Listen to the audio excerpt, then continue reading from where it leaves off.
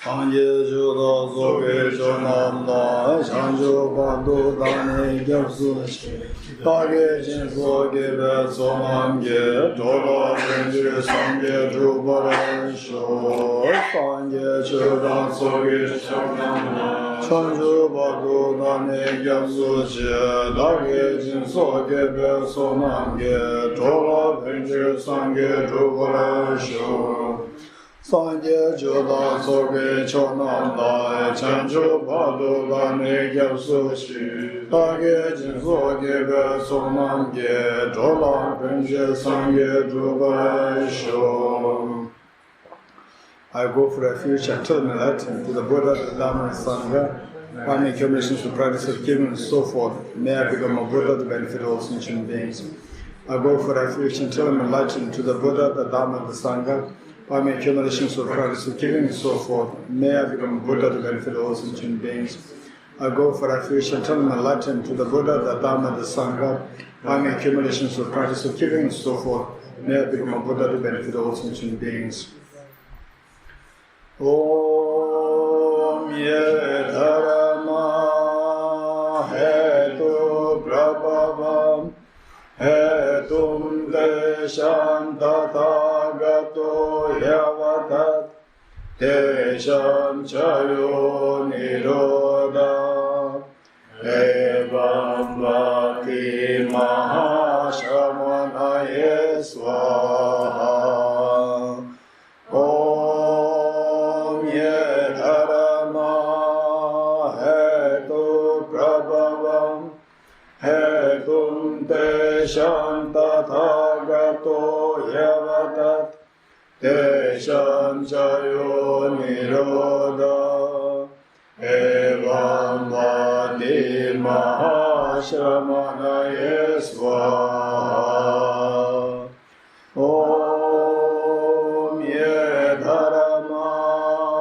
Hetu Prabhavam Hetum Desham Tathagato Yavatat Desham Chayo Nirodha Evam Bhakti Mahashamanaye Swaha.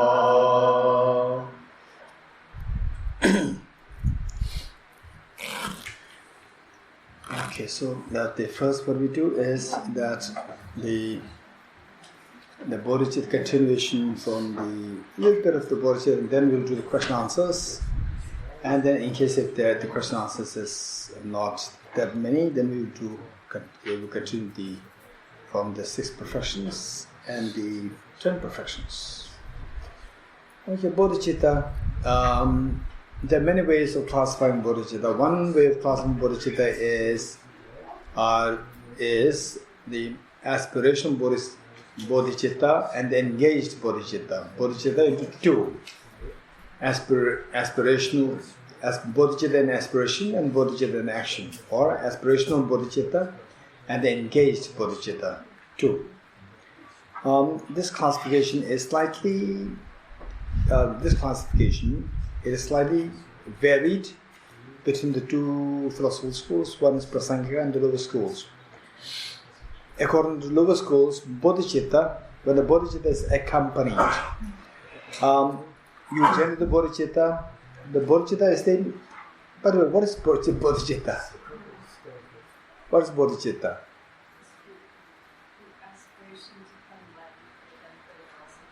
Very good. Okay. In the loose sense, we can say the aspiration to become Buddha for the benefit of all sentient beings. So technically, we say the mind. The mind, because the aspiration falls under the mental factor, not the primary mind. Whereas the Bodhicitta should be the primary mind. Okay, the distinction between the primary mind and the mental factors. We did it, not done. Briefly did it. Anyway, when we did the 5 aggregates, we talked about the mind and the body and the mind. Okay, body is one thing. And then the mind, we split into 2. Mind in general and the mind with the specific functions. Mind in general is known as consciousness, mind or primary mind. Mind in general. For example, let's say the France government, not specifying which part of the department, France government. And then when you say which government, which part of the government you're talking about, which ministry you're talking about, then we may go into the education, or the transport, or the international relations, and so forth. Then I may go into specifics.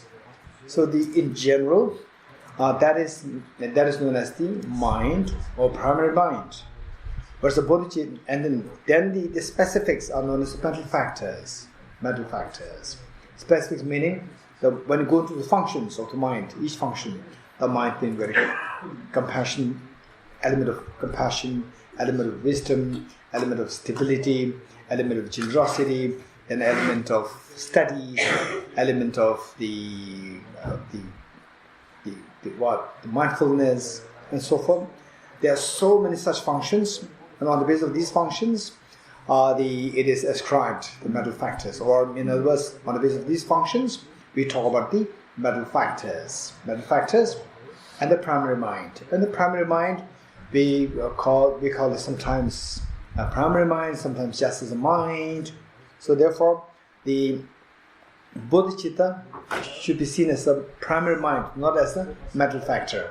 So when we say aspiration, it falls in the category of the mental factor. So let's say a primary mind, or a mind which aspires, a mind which aspires to become Buddha for the benefit of all sentient beings. This is bodhicitta. Very good? Okay. Now distinguishing the two things. Bodhicitta, classifying the bodhicitta to two. What are the two bodhicittas? Aspiration bodhicitta and the engaged bodhicitta, two. Aspiration bodhicitta are the... Okay, let me first do it on the basis of the Prasangika. Prasanga version is the fun version. Prasanga version is that first moment of generating the bodhicitta, first moment, that is the aspirational bodhicitta. And the second moment, and then all the bodhicitta that you generate after this first moment, automatically they are engaged bodhicitta. They are engaged bodhicitta. This is a kind of Prasangika. First moment is aspiration bodhicitta, and the rest are the engaged bodhicitta. And whereas the lower schools, their version is slightly different, but what this is also very sensible. And in fact, for us, we need to think of both. For according to lower schools, aspirational bodhicitta is a bodhicitta which does not involve the bodhisattva vow, proper bodhisattva vow. So the vow that we take in the morning, this is not the proper bodhisattva vow, this is aspirational bodhisattva vow. The proper bodhisattva vow, to take this vow, then the one must be very serious. They say like the 18 the major infractions not to transgress, and then the 46 minor the infractions. All these we have to learn first, and then see if you can do it. If you can, then only then you take the aspiring bodhisattva, engage bodhisattva vow. Otherwise, not. So, the lower schools, bodhicitta, which is accompanied by the bodhisattva vow, is the engaged bodhicitta, and which is not accompanied by the bodhisattva vow is aspiration bodhisattva vow, aspiration bodhicitta. This is the distinction according to lower schools. And for us, both are important, particularly after practicing bodhicitta. When you start feeling this unconditional love towards others, then it is some time for us to take the bodhisattva vow. We can take the engaged bodhisattva vow. Don't be too cautious. Otherwise, they say the bodhisattva vow, because you can. Once you have some degree of unconditional love, you see your mothers, of course, your mother, father, brothers, sisters, then even neutral beings, you see the real love and affection flowing. Even the difficult people, you don't feel them really angry. Okay, there are two things. With the difficult people, there can be short-term anger and the deep inside love too. I say even if you practice bodhicitta and then they say the deep inside, the main fabric of your mind is love and affection towards even the difficult person, But because you see the person is so nasty, just immediately you see the nasty actions, and instantly you may become a little disturbed, but deep inside it is like the wave on the surface, and deep inside the ocean is still very calm and peaceful. So this can happen. If that happens, that's fine. It's not a problem. Main fabric of your mind, deep inside, the love, the unconditional love, even towards the difficult people. Once you could feel that, we can identify the difficult people since our young times. Everybody can identify. But how we react, otherwise, is that the moment you see that, you feel just unhappy. Not only unhappy, your mind is not ready to forgive. Your mind is not ready to forgive. Okay, I dislike this person. And some people, they openly say that, I'm very sorry, I dislike this person. I cannot really make up with this person. So if this is the state, then it is not time to take Bodhisattva vow. Forget about Tantric vow. Not time to take Bodhisattva vow. Whereas, deep inside, even if the person is very nasty, when your mind is calm, you think about the person, then naturally, the affection flows. And then towards the near and dear ones, of course. And then even the neutral people, you don't see them as neutral. The affection flows. And to the difficult people, again the affection flows. If that happens, then you can take Bodhisattva vow. Don't be too cautious. Till I really generate the bodhicitta, full-fledged bodhicitta, then I will take Bodhisattva vow. Don't wait till that point. If you wait till that point, when we will generate bodhicitta, this is questionable, right? When we will have the genuine bodhicitta flowing, because that, unlike the wisdom of emptiness, you study well, you be very, seriously study it well, and after quite some time, to complete the study will take a little time. After completing the studies, then you reflect on the emptiness. It's not that too long. You'll realize emptiness quite quickly. But the bodhicitta is something that you can study very quickly. You can study very quickly. You can study bodhicitta, complete bodhicitta about how to practice, what the classifications and the different classifications according to the text and the 6 perfections. You can study them within like 1 week or 2 weeks. 2 weeks is more than enough. But then the experience will take time. To really feel the experience of bodhicitta, and you have to practice it. And sometimes it can be very demoralizing, that nothing really happens, and then it becomes so mechanical. If you don't do that, if you don't do it, then you can't expect for bodhicitta to be generated. And if you do it, it's so mechanical. At times you feel so hopeless, demoralized. So the point is, but the thing is we have to do. And then if you come across a situation where it becomes so dry, mechanical, no progress, then what I would suggest is that if possible, go to people, those who you consider, who you consider as very gentle, very kind, and practicing. That's the key. Somebody who's practicing this. And then somebody who you can really feel their love and affection. Not only towards you, towards the neutral people, towards the difficult people. At least deep inside, number one person practicing this, and the person does not really feel that I dislike this person. This attitude should not be there. If this attitude is there, then no point. Even if somebody is, with high Geshe, Rinpoche or whatever, then it does not make any sense. So it doesn't guarantee that somebody with such labels, that person should have a bodhicitta. It's not necessary. That person should really practice it. Practice, you could feel it. That person, the inner irritation comes even from anybody. But then deep inside, from your side, that this attitude, I dislike this person, this should not be there. When the moment this is there, then this is not the right person with whom to discuss these topics. At least somebody, for example, even if there's somebody who dislikes, for example, say me, dislikes me, and then I should be very objective.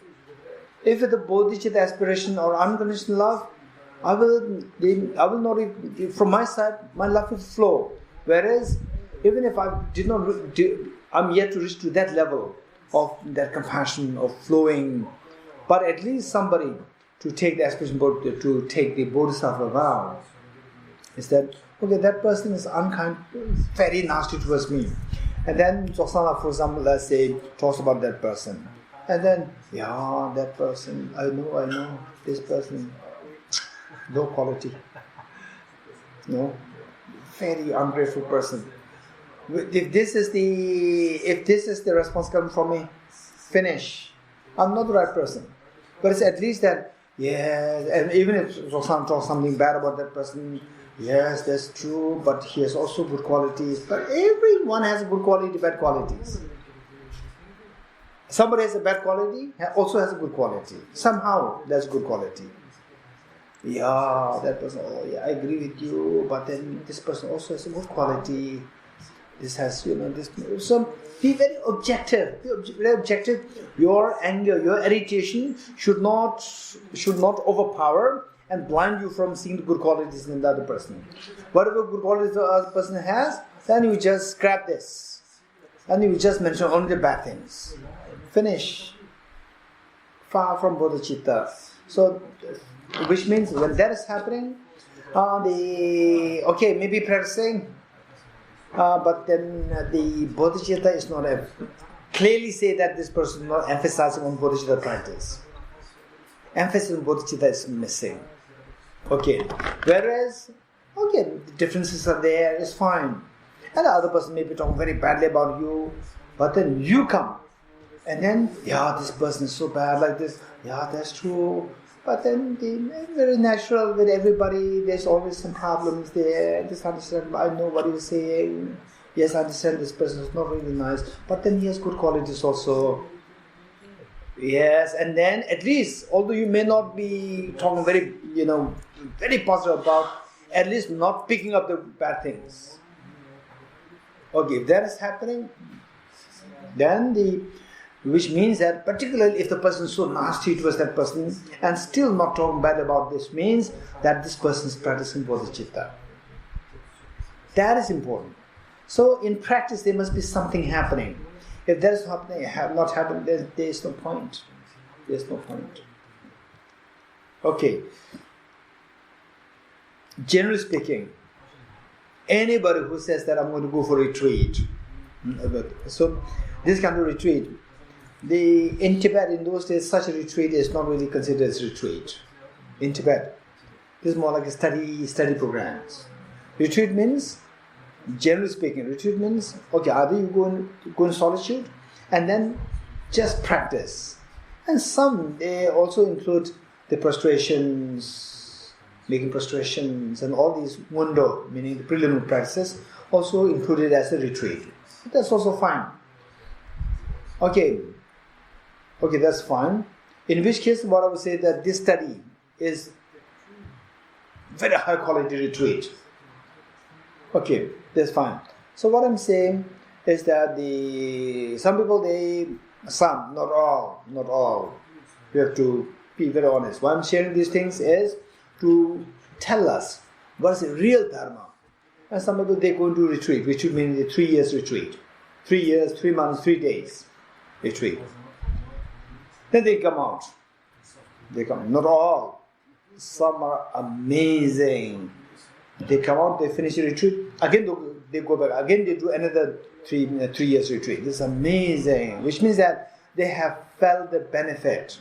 But some people, they come out and then they engage into alcoholism and all these things.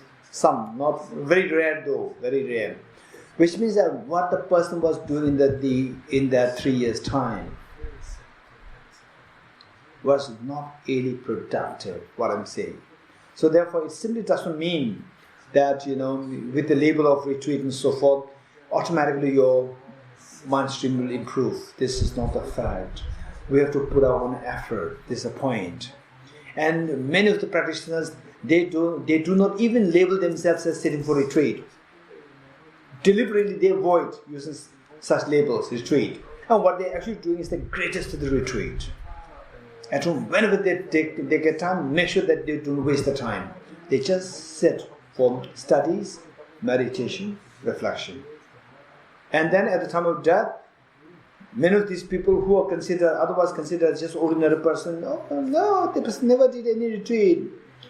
And then at the time of death, then some of these people, they sit for like 20 days of meditative equipoise.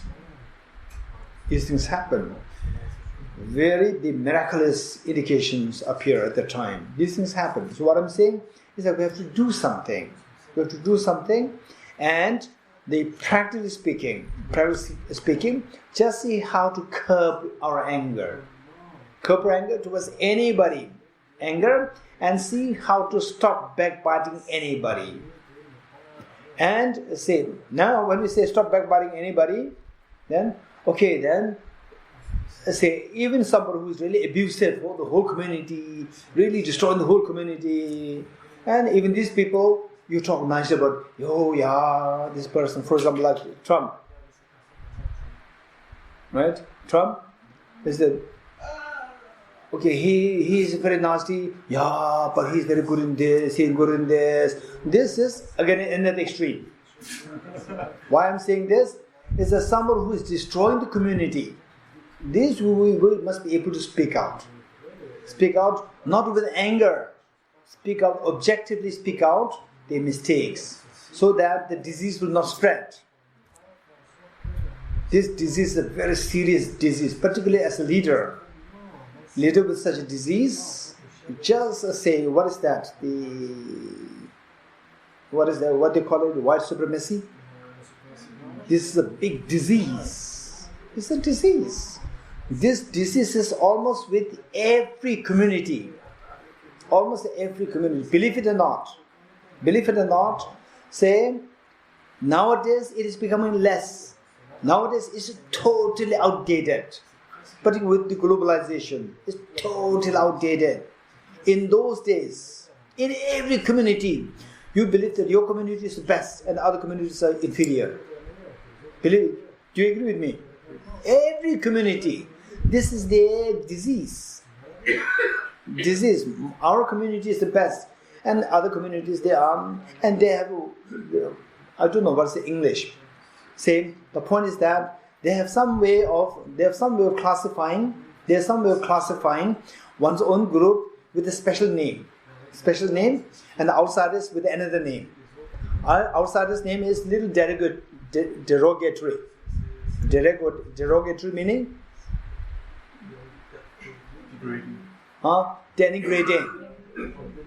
denigrating. And you also want it's not only with the Trump's white supremacy. This is not the only thing. It's with almost every community. Almost every community has this. This is a disease.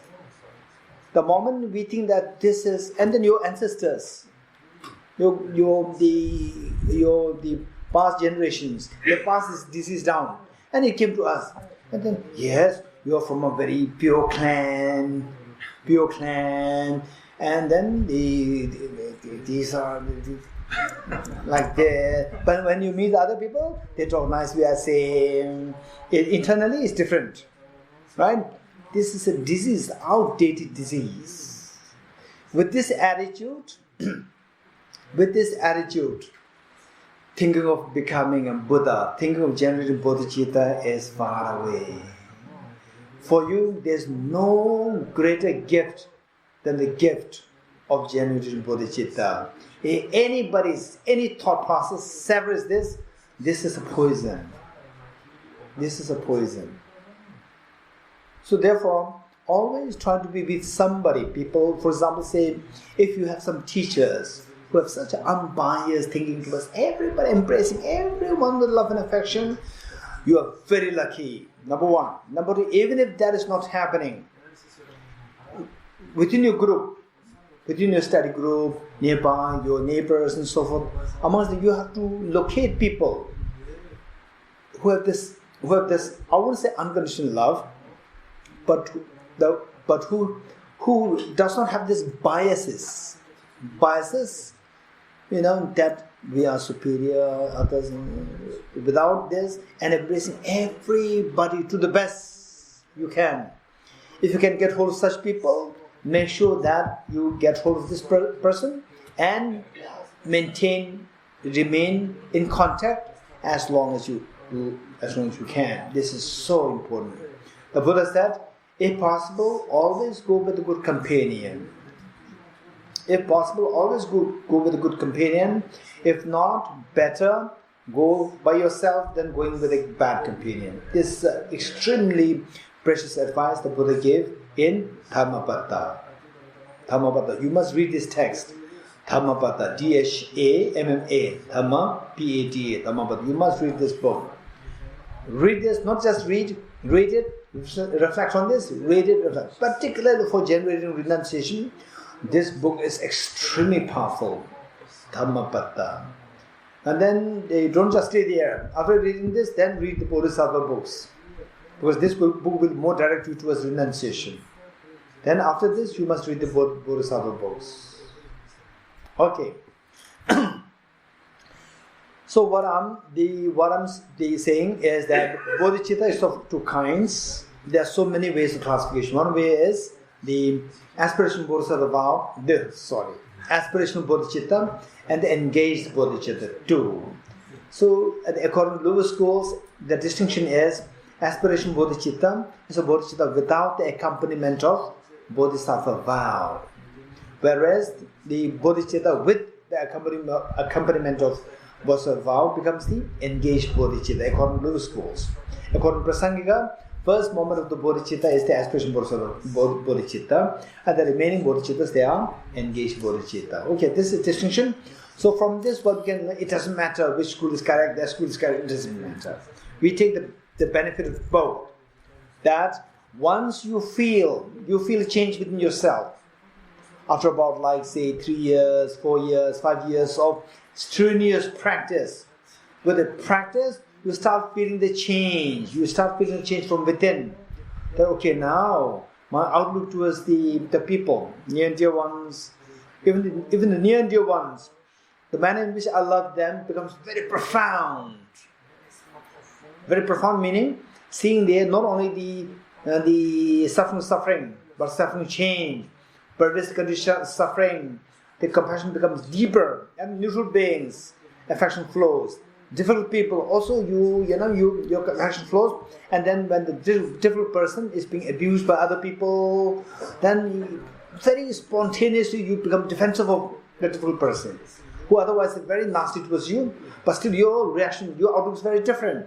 If that happens, at that point, then you must take Bodhisattva vow, the proper Bodhisattva vow. This is the correct time. You don't have to wait more. At that point, because the moment the Bodhisattva vow is taken, then the practice will be even more swift. It will be even more swift. Okay, this is one thing. This is one distinction. Then another classification of the bodhicitta is into three. The one is king-like bodhicitta, then the ferryman-like bodhicitta, and the shepherd-like bodhicitta. King-like bodhicitta, ferryman, the boatman, ferryman-like bodhicitta, and the shepherd-like bodhicitta. King-like bodhicitta meaning, first you become the king, you become powerful, then benefit the beings, number one. Number two, ferryman-like bodhicitta. Ferryman meaning the boatman and the passenger will enter into the boat together, cross the river together, will be free from the river together. King one is you first, then others will be taken along with you. Ferryman, you and all sentient beings together. Then the shepherd-like, first let all beings become enlightened. After putting them to enlightenment, then you become enlightened. This is shepherd-like, just as the shepherd will first let all the animals go to their respective house. Once he has said, then you go to your house. This is the shepherd-like bodhicitta. Of the three, some texts mention that the shepherd-like bodhicitta is the supreme. Some texts mention that, but it is in the context of the practice, to practice with courage. Practice with courage, shepherd-like bodhicitta must be practiced. But the actual bodhicitta is the king-like bodhicitta. Because without you become Buddha, how can you benefit all beings to Buddhahood? So first you have to become Buddha, and then with this you can liberate all beings to Buddhahood. That is and in fact, this is the real bodhicitta, and this is what is praised by all the Buddhas and Bodhisattvas as the supreme of the bodhicittas.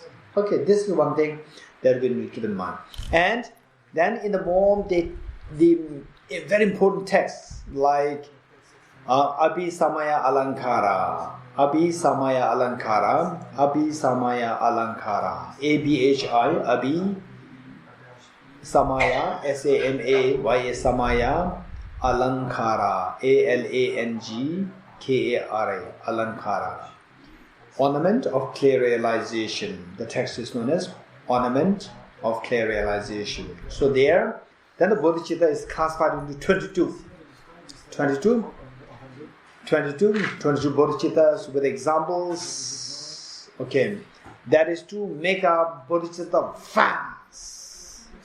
Well, the bodhisattva means the bodhisattva is not to simply remain in a small place and only think of one person. Bodhisattvas think of all the sentient beings.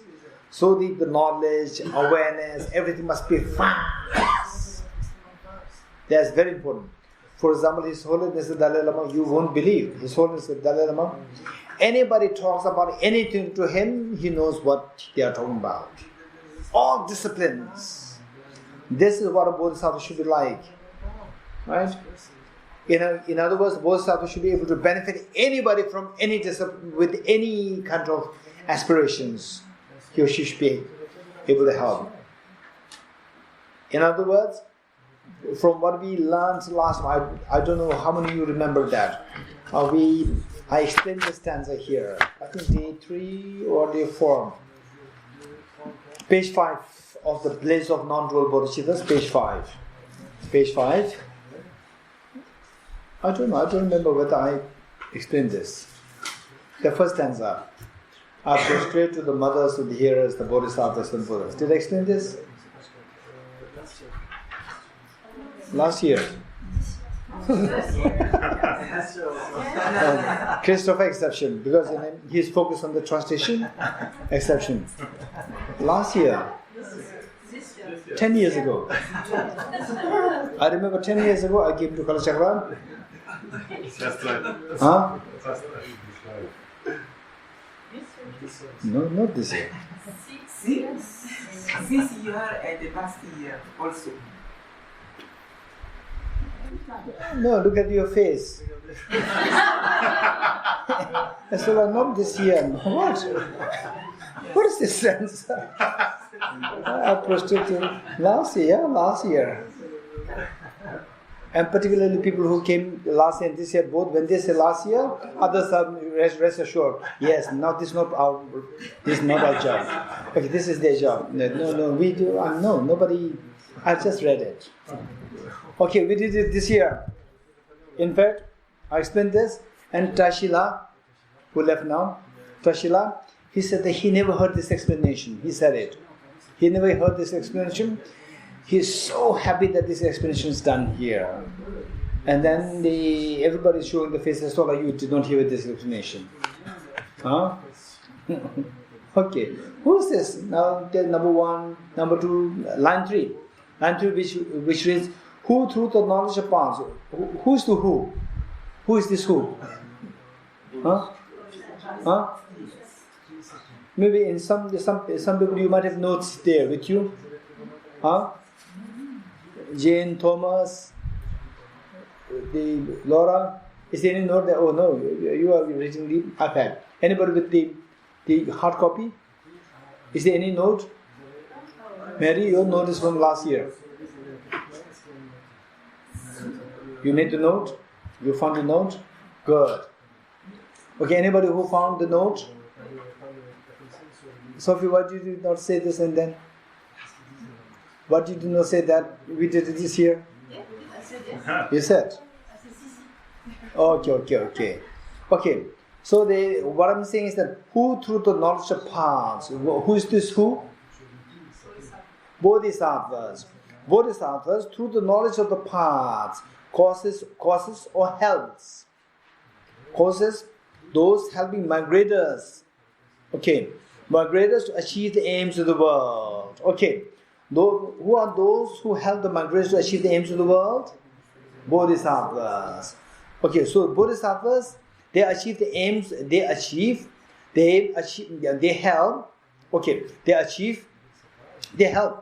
the migrators to achieve their aims. How? By teaching them the different paths. So, what helps them to achieve the goal is known as the knower of the paths. Knower of the paths. So they should know the paths, Bodhisattvas. What paths? All different paths. Some people they would say that I want to become Shavaka, the Arhat. Please teach me how to become one. You have to teach the path.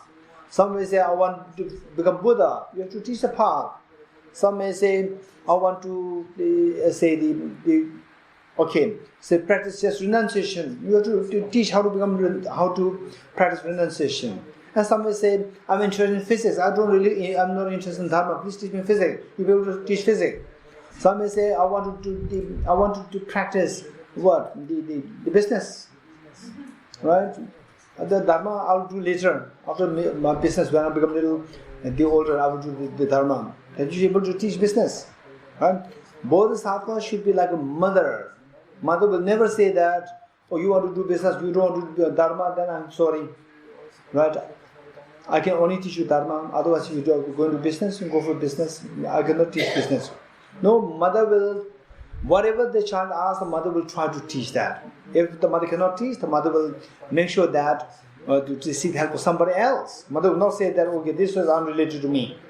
Bodhisattvas, the love they feel towards beings is 100,000 times more powerful than the mother's love towards the child. Okay. Okay, so the Abhisamaya Alankara, this text, Ornament of Clear Realization, written by Maitreya. This text there, the Bodhicitta and the Bodhisattva practices are explained in great detail. Then also, if possible, you must read. We also must study the ornament of the sutras. Again, by Maitreya. Ornament of sutra. It explains in great detail the Bodhicitta, 6 perfections, Ornament of Sutras by Maitreya. Ornament of Sutra by Maitreya. And then also also another text, the Sublime Continuum. Sublime Continuum by Maitreya, same. By Maitreya, and in Sanskrit it is known as Uttara Tantra. Uttara Tantra. So, Uttara, Uttara, Uttara Tantra. It is not about Tantra. It has nothing to do with Tantra. Tantra has many connotations. One is the Tantra as opposed to Sutra. Other one is Tantra is the continuum. Tantra means continuum. So this Tantra does not connote the Tantra as opposed to Sutra. It's simply continuum. Sublime continuum. Okay, this also talks about the Buddha nature and the Buddhahood and the Bodhicitta and so forth. So these texts must be studied. Okay, questions? Yes. Geshe, when doing the emptiness meditation with the 6 elements, yes, I always get stuck towards the end with the person is not the mind and the person is not the 6 elements. Could you share some tricks to quickly get rid of this problem during the meditation? Okay, tricks to quickly remove. If possible. to quickly be convinced that Yes, the quickly person be convinced. is not the mind. And now goes it's to not real sentence quickly. Okay. Germany, what did you teach? For quick remedies. Quick fix. Right? There's in France, do you have this quick fix? Some glues, they get attached things very gradually, not quickly. Some are quick fix.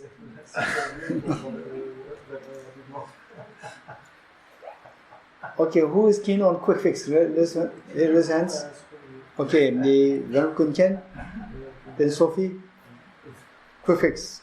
No? Okay, Laura, don't be too keen on quick fix. There is one advice given by the great Tibetan masters. Incredibly great Tibetan masters. I was so thrilled by reading his text. He said that if you look for quick fix, this is the indication that you are going to stop the practice very quickly. It will not fix it quickly, it will leave quickly. Right? So don't be too keen on the quick fix. Okay, but you can ask questions. Ask questions. This is what is happening. How can I get over this problem? How can I get over this problem? Okay, anybody who can articulate what Kunjana said, the problem that Kunjana faces, anybody? Anybody who can articulate or who can paraphrase or who can repeat what the problem that Kunjana said? Okay, Sophie? Actually, I'm not sure. I think he was saying that it's stuck when we practice meditation of emptiness. At some point with the sixth element, it's stuck when it's about to negate, about the mind. At the end of this meditation. About the mind, then what you do? This is not the question. This is just his problem. So what's the question? How to fix it? Okay. This is a serious. Okay. For all emptinesses, what I said is, experience emptiness is not that difficult. What is difficult is to have the adequate amount of studies, adequate materials, to gather the materials to understand. That will take time. It's not really difficult, but that will take time. They'll take time, particularly to go into the nuances. Nuances, what I discussed with you, yes, I try to go into nuances, but believe it or not, if you listen to the same recording over and over again, and as you study more and more, you will be fascinated to realize that I did not understand what many of the things which I'm not getting, I did not get it that day, that time, those 10 days. Right? Okay, so what I'm saying is that we have to study extensively, number one. Okay, we should be a little patient, study extensively, but if you have questions, don't feel hesitant to ask. You have to ask those questions. But don't expect to get answer. Answer is given, but you may not be convinced. It doesn't mean that the it's not answer, right? The thing is that for you to really feel convinced, as I said earlier, you must be enriched with the materials, the study materials. You should have studied extensively. Okay, so that just keep going, keep studying. That's very important. Now, let's say for the consciousness. For the consciousness, I did mention last time when the Howard asked the question. For the consciousness, one would be, say, you can do the consciousness meditation, emptiness to consciousness meditation separately once in a while. To see that even this consciousness, first of all, the one thing is the consciousness, the mind. The mind is very tricky. This was a major problem for me also. Major problem for me when I was in both monasteries for like about 10, 11, 12 years. It was the same problem with me. And first, okay, the mind is not the self. How can I say the mind is not the self? Then I try to meditate on the emptiness of the mind. when I look for the mind disappears. When I look for the mind doesn't come to my mind. Right? When I don't want the mind comes so aggressively. Right? Anger, attachment, jealousy, all these things so aggressively coming. When I want it, when I try to look for this mind, what is this mind like before? Subject to ultimate analysis, before going to emptiness, first I try to see what this mind is, again the mind disappears. I cannot find the mind. The moment I don't want the mind comes out so aggressively. It's so funny, so difficult, It's not that easy. Not that easy to identify the mind. For that matter, once in a while it will be good to just keep observing the mind. And, okay, we do not really have a time. Maybe the second session, otherwise right now. Okay, so the mind to get a little clue or how to track the mind. How to track the mind? What we do is that, in the first place, mind is a very subtle phenomena. You're getting it? I say, in case if there's a glass, very thin, crystal clear glass between you and me, and then this flower is with me, and the glass is between you and me.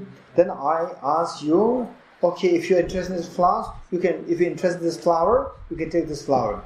Then what do? You will stretch your arms, and the glass is there. You don't see the glass.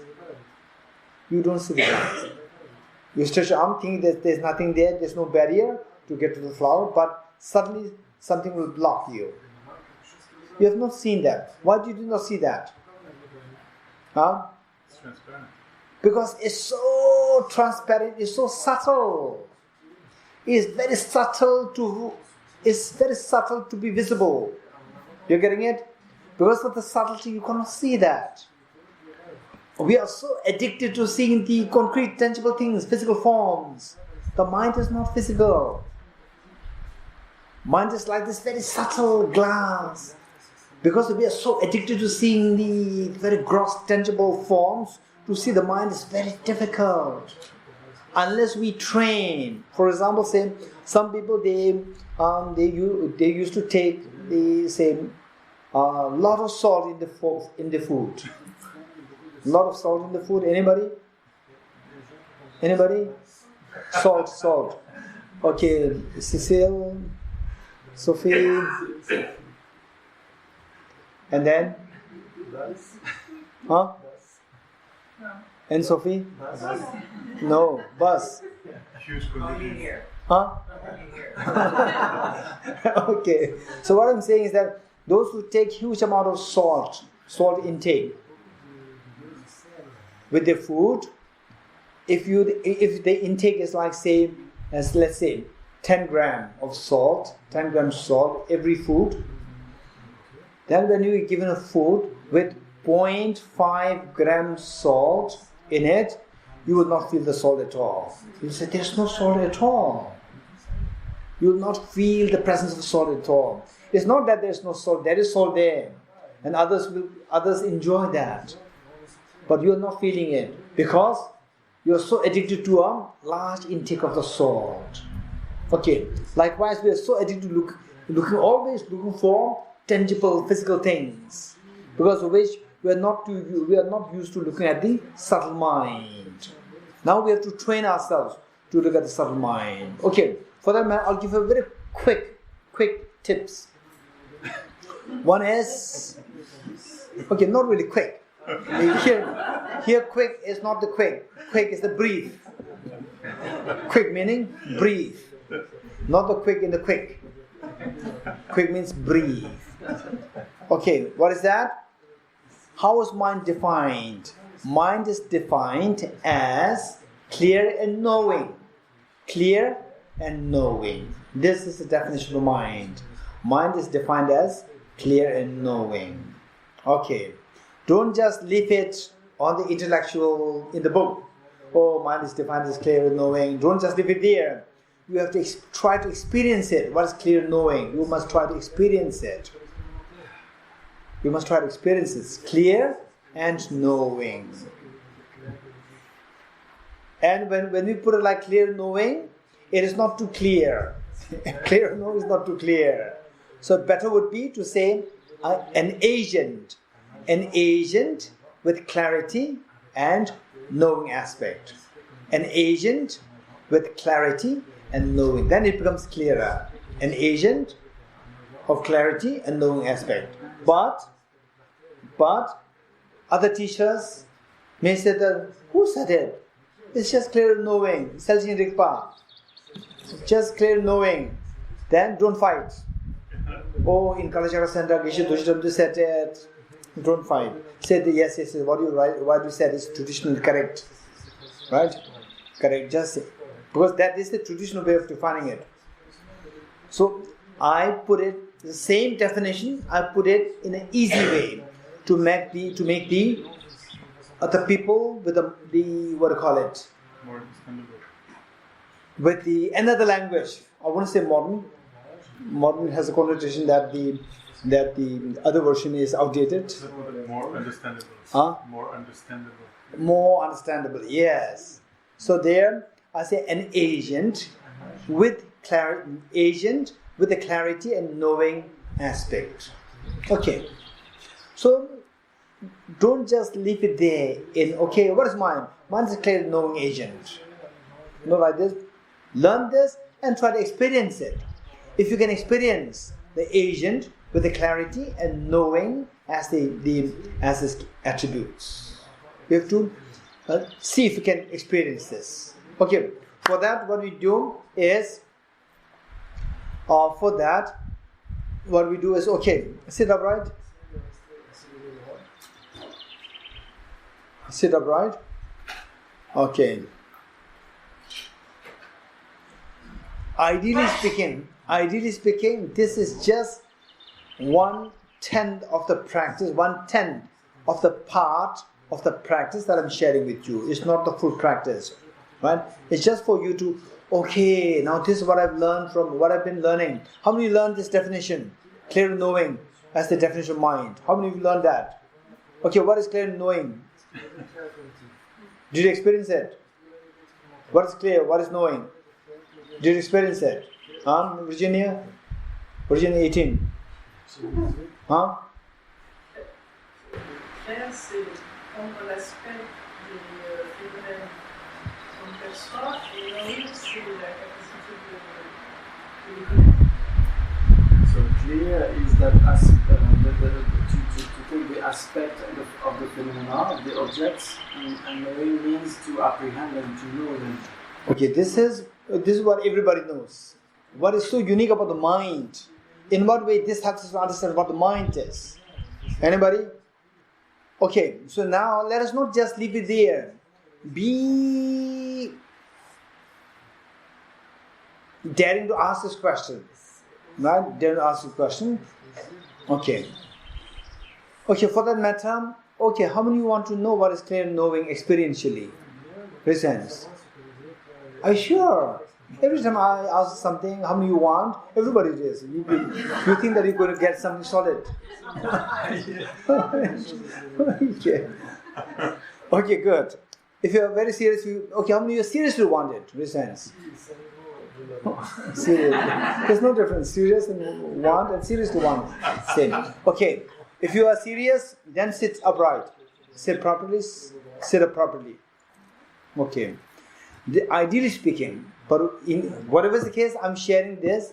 Just what I'm sharing with you is just 1/10 of otherwise the meditation on the nature of the mind. 1/10 of it. It's not a complete form. Because for complete we need time. We don't have time. Okay. So for that, what we do is, ideally speaking, this practice should be done with the eyes open. But to this exception, do it with eyes closed. Or close eyes. But don't fall asleep. Okay. Think of a beautiful rose flower. Or let's say pink flower. Pink rose flower. Beautiful pink rose flower.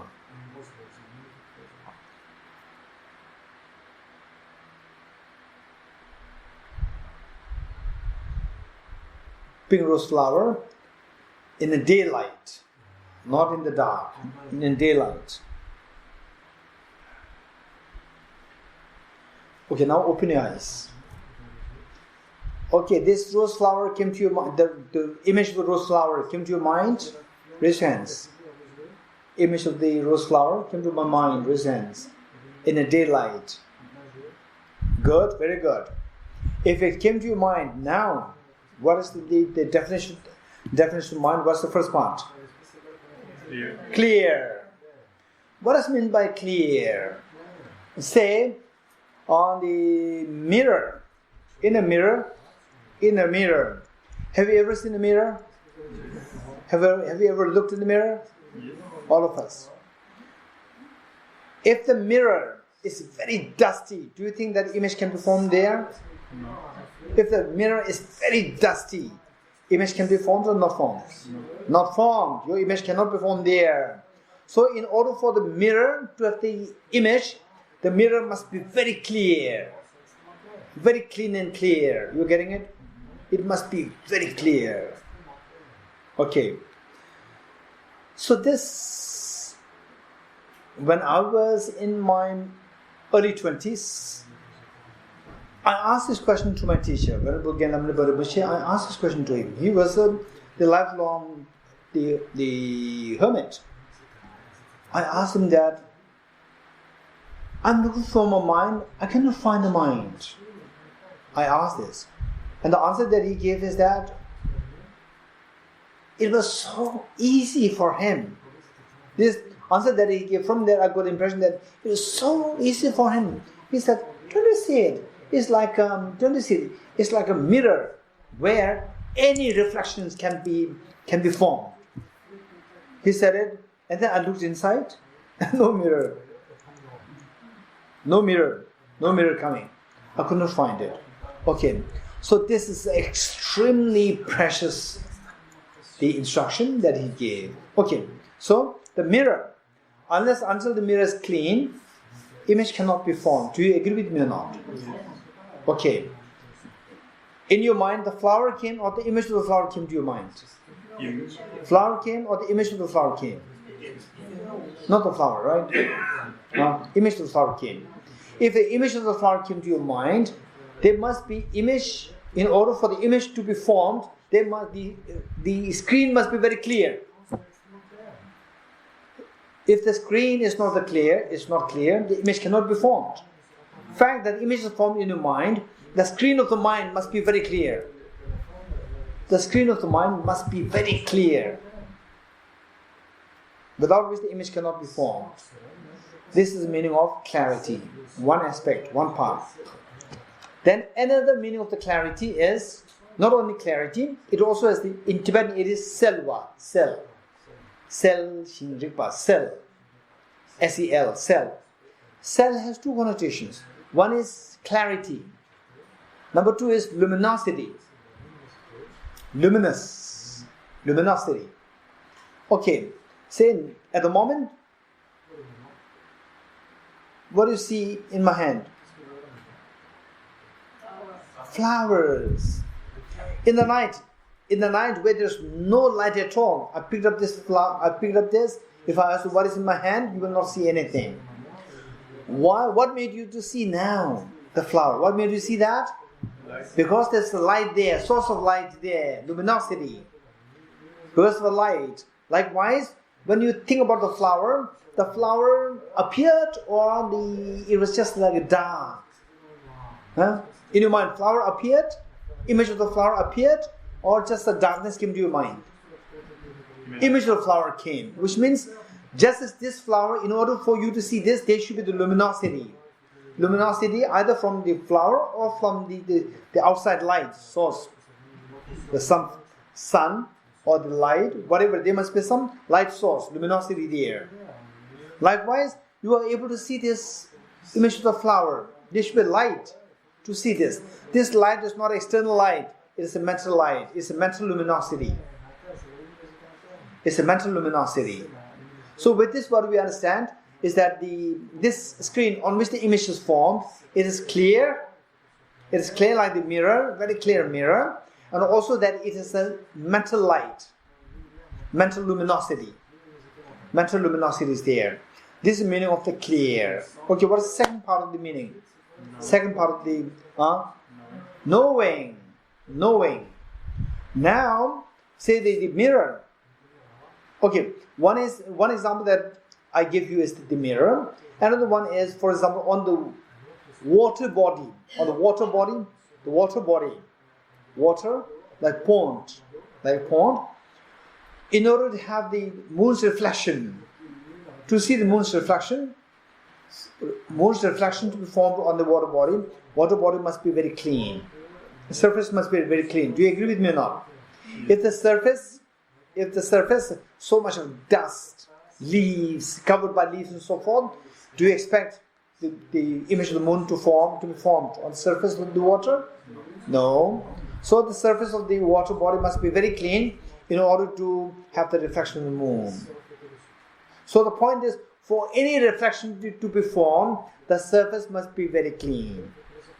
Surface must be very clear. So likewise, our mind, this image is formed. This image of the flower is formed. So the surface on which the image of the flower is formed must be very clear, very, very clean, very clear. That is the clarity, nature of clarity. Not only clarity, in order for us to see the image, there must be a light source. We could see this image inside. This image is not an external image, it's a mental image. So the light source is also a mental light source. It's not external light source. So that light source has a connotation of clarity. Clarity has two meanings. Okay, this is one part. Now number two is the knowing. Knowing. The mirror. While the image is so well formed there, very clean mirror, while the image is formed, but the mirror does not have the capacity to know that the image is formed.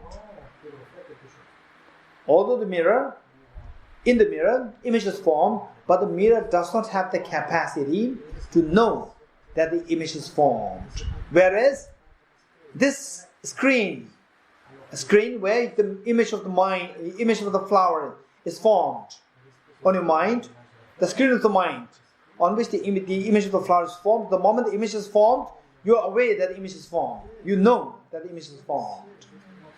So not only that, it has the clarity, it also has the knowledge of what image is formed. So that agent which has these two characteristics, which serves as the surface on which the image is formed, which also has the capacity to know things, that agent is known as the mind. Clear and knowing. This is the meaning. You're getting it? Okay, with this, then which one? Clear or knowing? Knowing. Okay. Same. Okay, now do it again. Okay, close your eyes and think of the flower. And you give me the answer.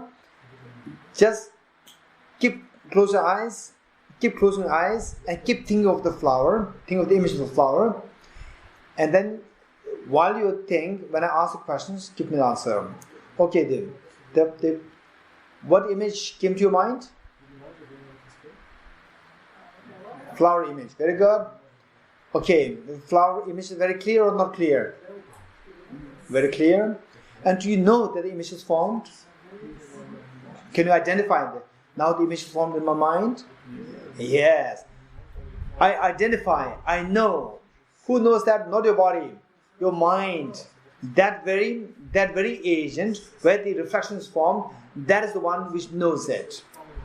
Still, the answer is still you are not too clear as to what this mind is. Still, it's not that easy. Okay, next step. Okay, now come out of the meditation. The next step. Next step is to observe the mind. How to observe the mind is because that this mind is very subtle phenomena. Because that this mind is very subtle phenomena, the moment you are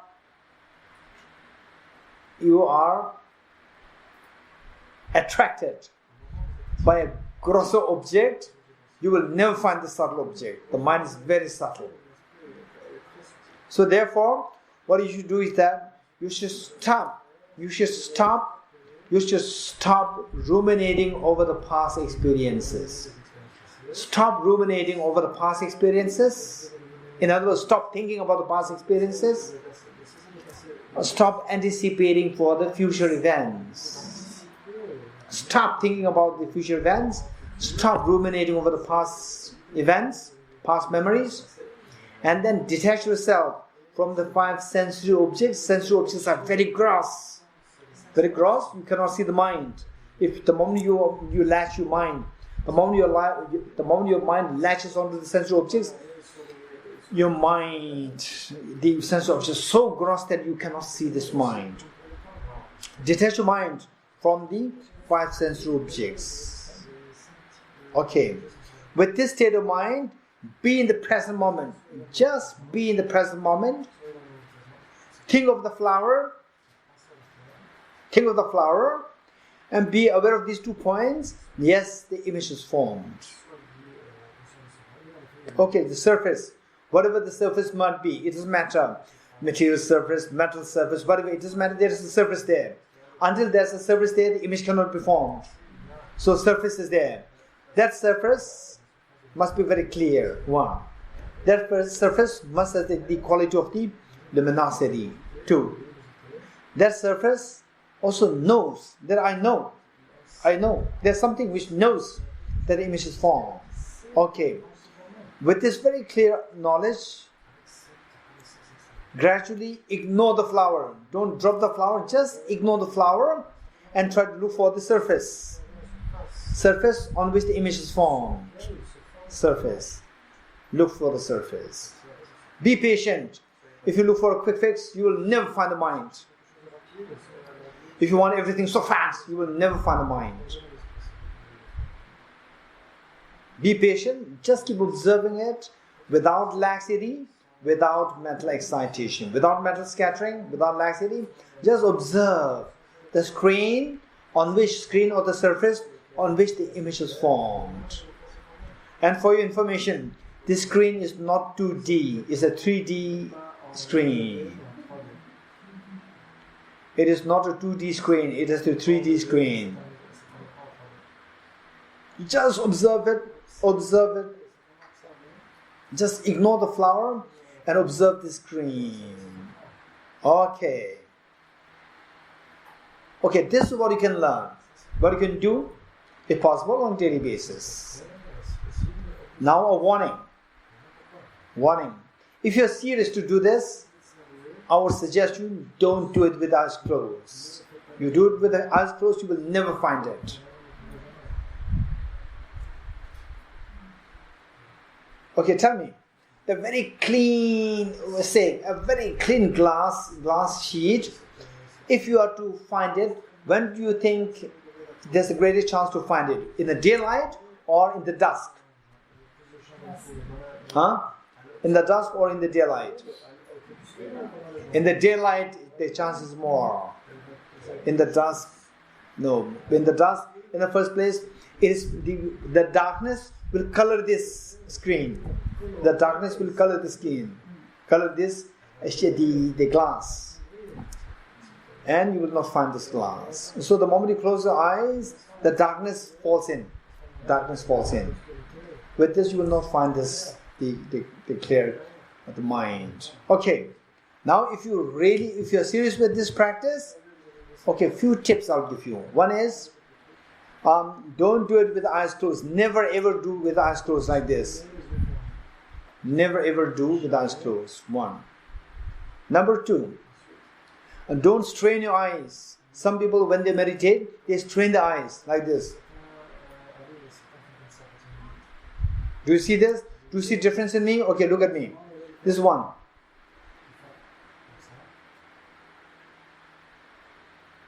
Number 2. Do you see difference? What's the difference? In the second case, I'm straining my eyes. If you strain your eyes, you will never see this mind. Just keep it very naturally there. Your eye consciousness, just very naturally there, like this. Okay, next. All these disturbing sound, tick, tick, tick, tick, tick. All these sounds must be stopped. They are very gross.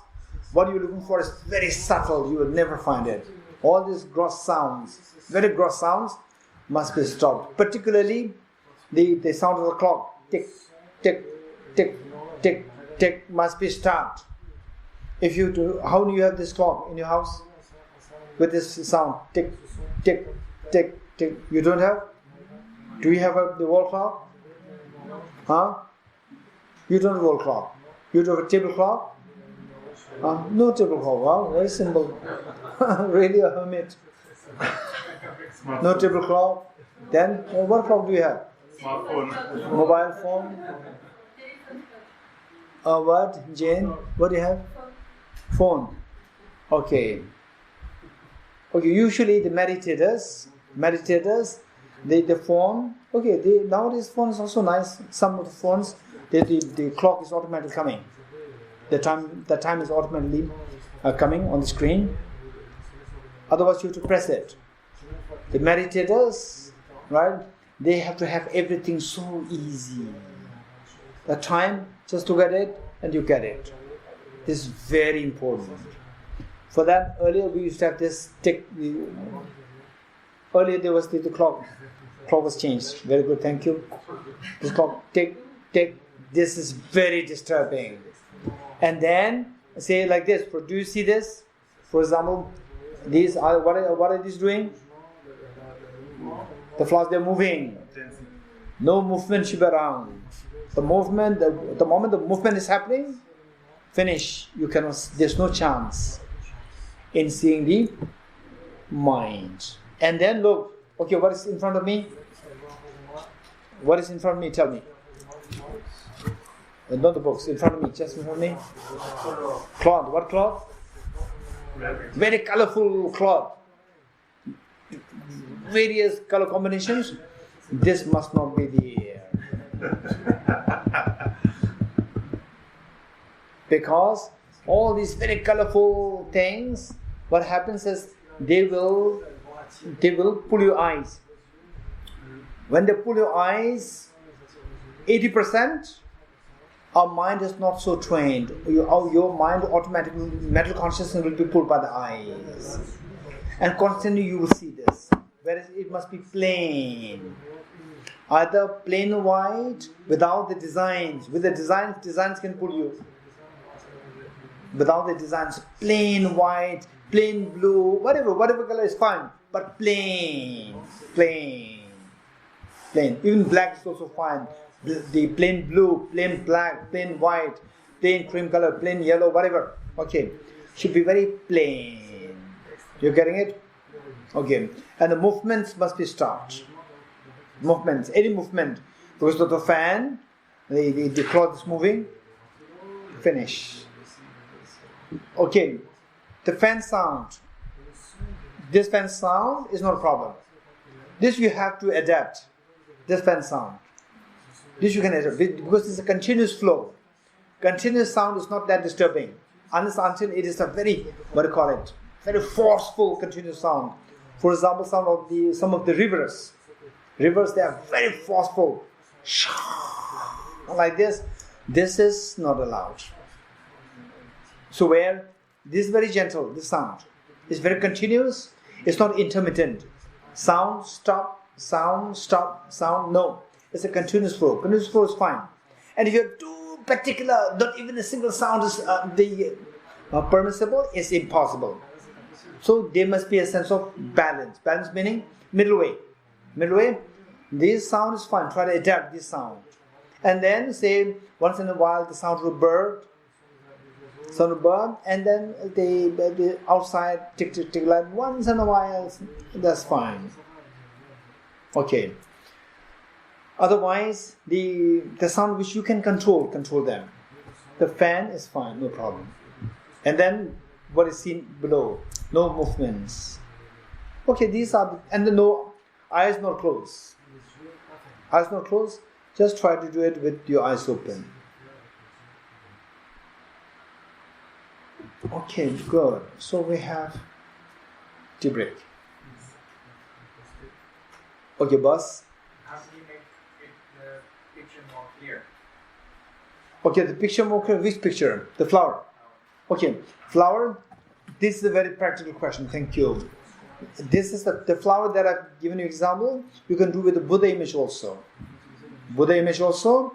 Say how to make the visualization of the Buddha image more clear or the flower more clear. Keep a flower next to you. Keep a flower next to you, but don't keep it right in front of your eyes. Keep it there. Look at it with your eyes. Look at it with your eyes. Close the eyes, then think of it. Look at it. Close the eyes, then think at it. Think of it. Then the images will become clearer. Once it becomes clear, again you keep your eyes open and keep it away. Keep it far away. Keep it far away, and then think of the flower. And if it is not clear, again look at it. And again close the eyes and see if you can think it. And again look at it. Again see if you can think of it. This will give you a very clear picture. Okay. Yes, Mark? I guess that I'm still a little confused about this. Which one? This story about the flower and the mind. That is the main problem. Mind, yes. The mind is a clear mirror. Not the mere eye. It's the clarity and knowing. Clarity. Clear and knowing. And the image of the flower Yes. is a signal of the mind. It's the reflection in the mind. Where does the image come from? Okay. You look at your flower, then you close your eyes and try to design flower. Yes.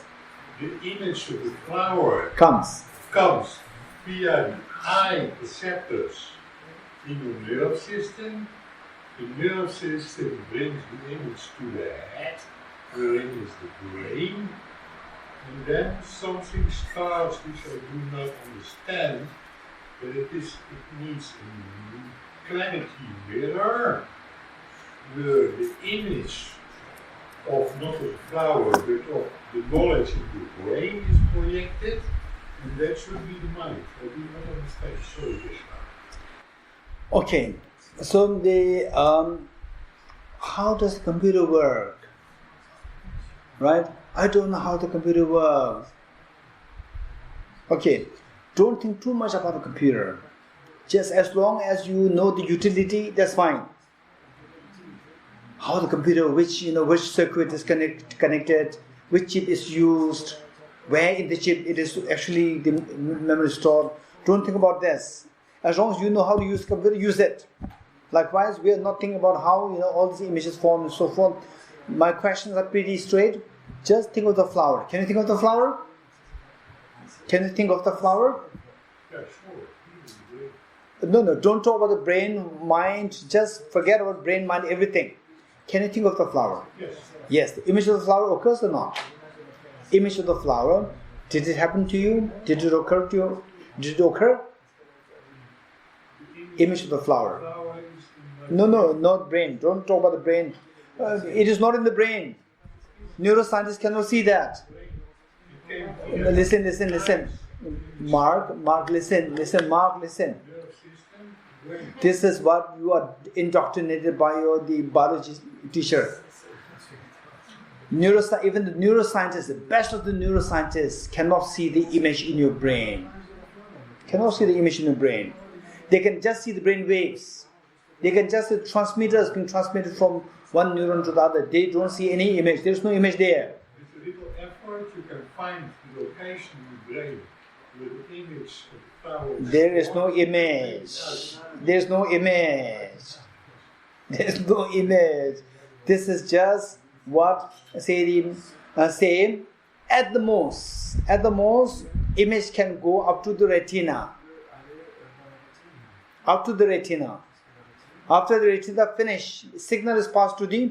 Only signals are there. Signals are not image. And how do I know the image tomorrow morning? And how do I know the image tomorrow morning? Say it again. Tomorrow morning.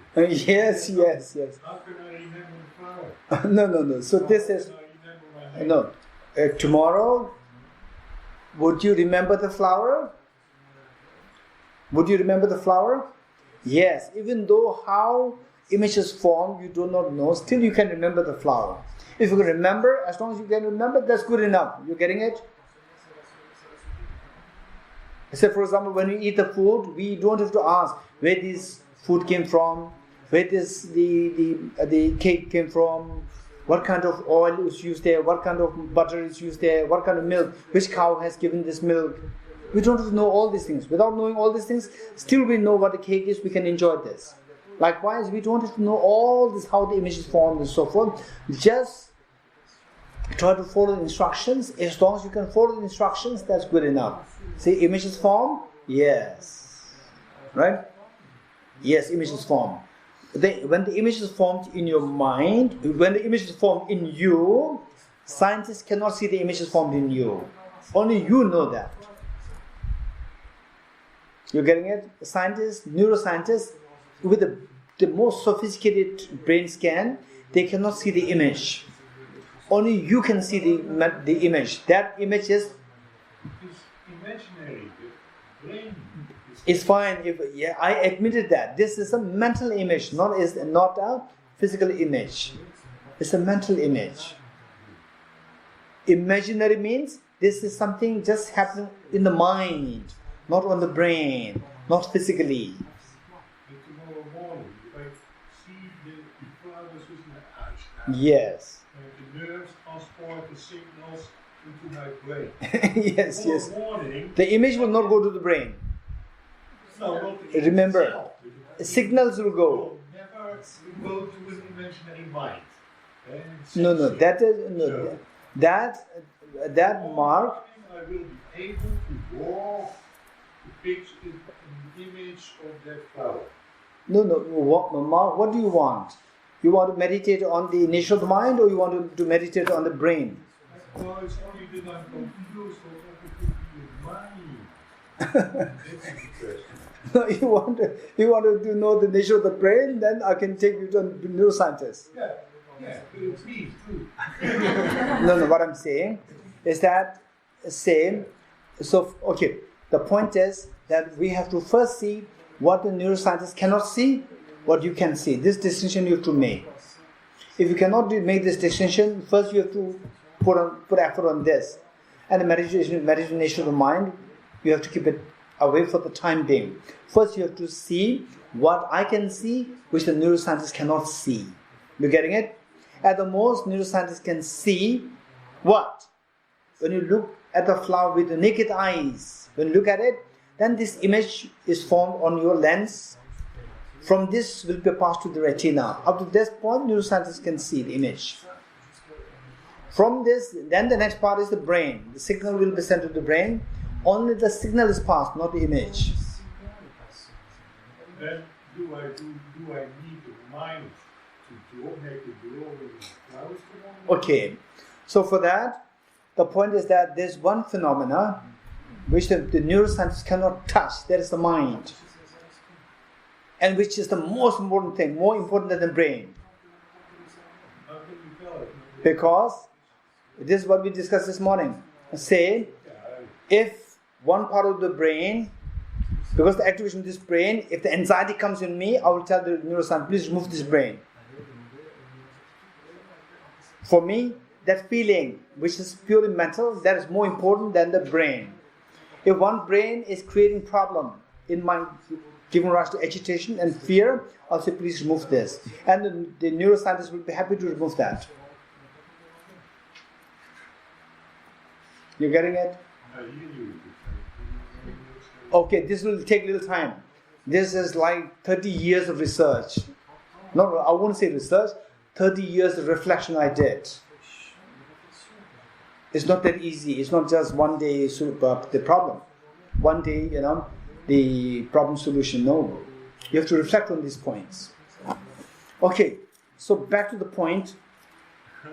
Back to the point is that once you get a little clue what this mind is like, just in the form of the mere awareness, not a physical awareness, where all these images can easily be formed, where the anxiety, happiness, everything happens. When able to see that, observe it very clearly with your bare experience, then this same mind, how we subject this to the three ways of analysis, emptiness of the mind. Three ways, you have to subject these to three ways and see that even this mind is like illusion coming from outside, not really from the mind, not really from the object, it's from the subject. Then even this mind is not really there from the object. Then it becomes very easy. You think about the mind. If this mind is the self, then the mind must be objectively there as the self. Then the mind is not really there. It's just subjectively imputed, not really from the object there as a mind. And it becomes very easy. Okay, this is one thing. And then another thing is that what is your natural thinking? What is your natural thinking as, say, Kunchen, or as Patrick, or as, say, the Katia, as Katia, or as Zoksangla? What is your natural thinking? I. What is this I like? Try to grab the I. I in its natural form. In its natural form, how this I appears to a mind. Again, the same thing. It's very funny. When I was doing the study on the rejection of the 7 modes of the object self, when I was doing that study, I was very serious. After the study, when I was a little free, I was trying to do this analysis, rejection of 7 modes with yourself. First, you have to identify the self, identify the object of negation. So this self, how the self appears object real. So when I think about the self, I couldn't find the self also. I couldn't find the mind, I couldn't find the self. It's so complicated. When I don't want the self, then somebody says, what a stupid guy. How dare you say this? The self comes so aggressive there. Right? The moment I said, okay, yes, the self is there. Self is so solid there, so aggressive, so solidly there. Then you think about it, where is the self? Identify object negation? You cannot even identify the object negation. The self disappears again. So difficult. It's not easy. Because it is not easy, we need time. Because we need time, don't expect time will come later on. Do it from now on. Right? So all these things, just trying to see naturally how this self appears to me.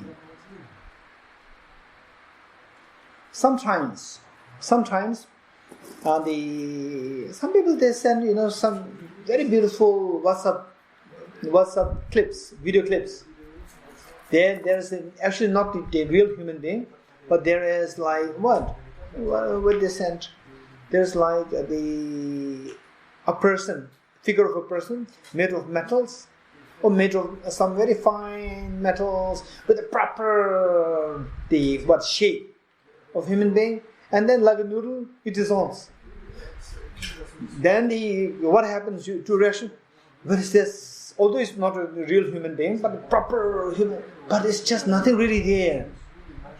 Then the dissolidification happens in your mind, and it gives a little bit of, say, the uneasiness in your mind, little fear.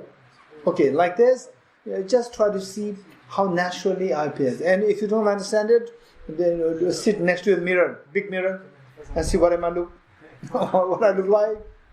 Right? Look at the mirror. And then once you see what you look like there, imagine the skin is removed and the whole face is removed and put on the Zoksangla's face on you. What do you like? Is this me? Very scary. Right? Very scary. Okay, so this is how we do. And then in a meditation, try to see what you look like. What do you look like? Oftentimes we identify ourselves with our body. Oh, I'm a boy, I'm a girl. When you identify more with your body, I'm a girl, I'm a boy. When you see this body in the light of atoms, the boyness and the girlness disappears. Do you agree with me or not? Right? What do you identify somebody as a girl, somebody as a boy, yourself as a girl, yourself as a boy? This is very strong on the basis of the gender, how you identify ourselves. The moment you see the self, see others in the light of the atoms, just go there, the sense of what demarcates that person is a boy or a girl, it disappears. Which atom is boy, which atom is girl? It disappears. Then it can really give a sense of a fear that what I see as a girl, what I see as a boy, it's just purely coming from my mind. Nothing's really just a boy, nothing's really just a girl. It's very scary. That's very good. This is how we should be doing. Yeah. In other words, the self, trying to identify the self in its very natural form. When you try to identify it, as I said earlier, when you try to identify this, it disappears because we go into the analysis. Usually we don't analyze. I naturally comes. Try to get hold of this natural feeling of I. Okay, we'll stop here.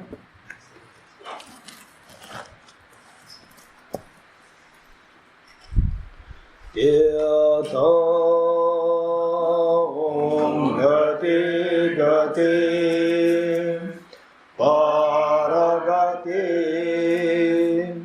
Parasamgati Bodhiswatyata Om Gati Gati Paragati Parasamgati Bodhiswatyata Om Gati Gati Paragati Parasamgati Bodhiswatyata